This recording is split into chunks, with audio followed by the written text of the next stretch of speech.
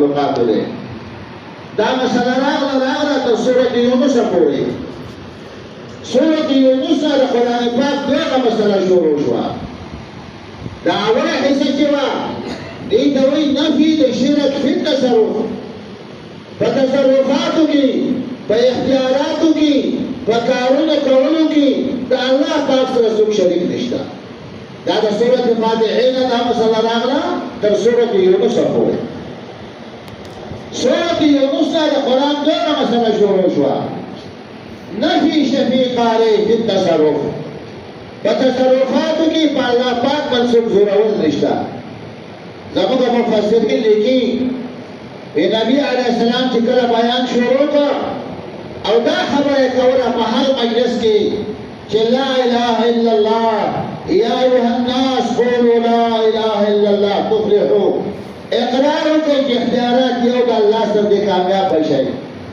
بداغه زمانه مخالفین هغه نبی علیه السلام ته وی چې موږ خو وایو چې طاقتونه د الله پاک دي اختیارات د الله پاک دي او د الله پاک نازمینان نشته کنه د الله پاک نیکان بندیان نشته هغه په زور موږ د الله نه خلاصي او هغه موږ داسې خبره کوله نه په الله دې معافي وکړي داسې شی چې د الله پاک نه په زور سره خلاصي موږ خدای هغوی لمن نیول ده د سورة یونس وی چې د الله پاک په دربار کې ولې داسې څوک نشته چې د الله پاک نه تا په زور خلاص کړي نفي شفیع قاری فی التصرف د الله پاک نه په زور څوک چاره نشي خلاصولی دا خبره غلطه ده د سورة یونس نه دا مسله راغله سورة فرقان پورې سورة فرقان کې د قرآن درېیمه مسله شروع شوه تبارك الذي نزل الفرقان على عبده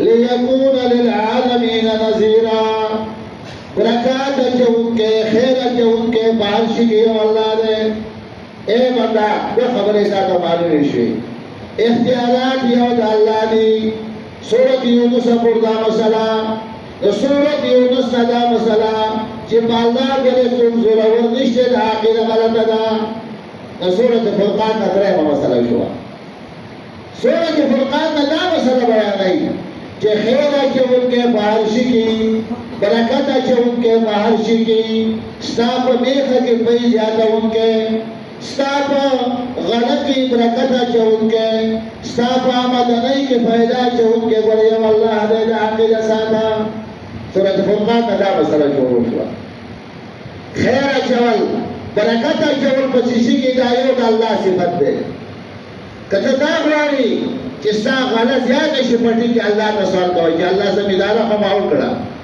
الله پاک دې کې غله څه پیدا کوه خیر پکې دا اچوه ستا کور ته پیسې راغلي تنخوا دې واخیسته دوکانداري دې وکړه ای الله دا زما وسو اوس په دې کې خیره فایده ستا په لاس کې ده دا عقیده په الله ساتي د سورۃ فرقان نه دا مسله راغله تر سورۃ الف لام میم سجده پورې سورۃ الف لام میم سجده نه د قرآن پاک څلورمه مسله شروع شوه نفي شفیع قاری فی البرکات درېیمه مسله په برکاتو کې د الله پاک سره څوک شریک نشته چې الله چاله خیر نه ورکوي هېڅوک نشته دی چې هغه له خیر ورکړي دا طاقت د بل چا نشته زموږ شیخ د شاپور علیه رحمت واقعه بیانونه مولانا حسین علي رحمت الله علیه یو زبردست مجاهد عالم تیر شوی دی زموږ د غټو غټو مشرانو شیوخو علماو استاد تیر شوی دی میاں والی و داغا پنجاب میاں والا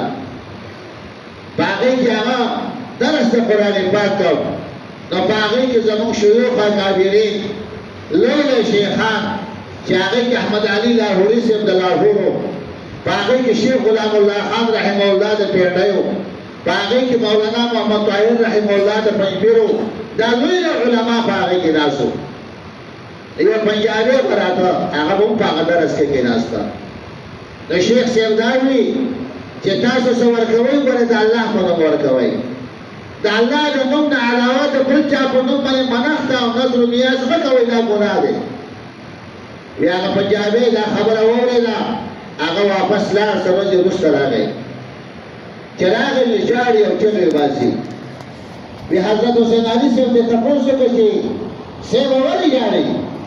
وی صاحب ورته وایي چې د الله د نوم نه علاوه د بل چا په نوم څه مه ورکوئ. د لوی ځان په نوم مې منښته کوله، 12مه مې ورکوله، هغه مې ورنه کړه، راغې زما ټولې نښې وویلې. وی شیخ صاحب حیران شو چې دا څه وشو؟ شیخ غلام الله خان رحمت الله علیه ته وی پاسه غلام الله لاړ شه. هغه وی څه چل وکړم؟ وی دې کې شیطان نه وپېده او چپله واخله، لا حول ولا قوة الا بالله وایه دا میخې دا په شا باندې ووهه. وی هغه چې لاړ د هغه میخو سترګې دا راوتلې وې، داسې تکې سرې شوې وې. وی شیخ صاحب لا حول ولا قوة الا بالله وایي یو څپلی ګزار په هغه میخه کوي، هغه میخه سمیږي ټولې ودرېدې. وی چې واپس راغی واقعه بیان کړه، نو هغه وی دا شیطان و. د شیطان ته د دا ښکاره کوله چې د الله پاک په نوم څه ورکوي نو نور به څوک داسې تاله په ټکله راکړي. نو سورت الف لام میم سجدې نه وایي دا ګورې دا نشته چې الله ته له خیر راکړي څوک نشي اخیستی. د الله پاک په کارونو کې د چا دخل نشته چې هغه بل څه وکړي.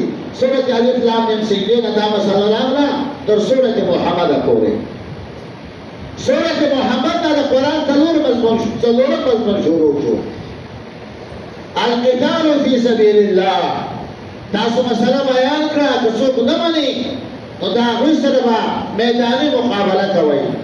رسول الله صلی الله علیه وسلم 10 کاله د نبی علیه الصلاة والسلام مدني زندګي وه.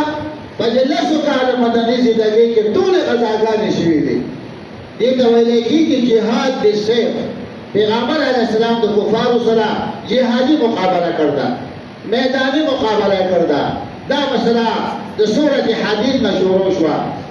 په سورت فتح کې وایي چې کله میدانی مقابله د کافر سره کوئ انا فتحنا لک فتحا مبینا، زه به تاسو له بری راکوم. د سورت حجرات کې وایي چې بری کله وشو ملک فتح شو.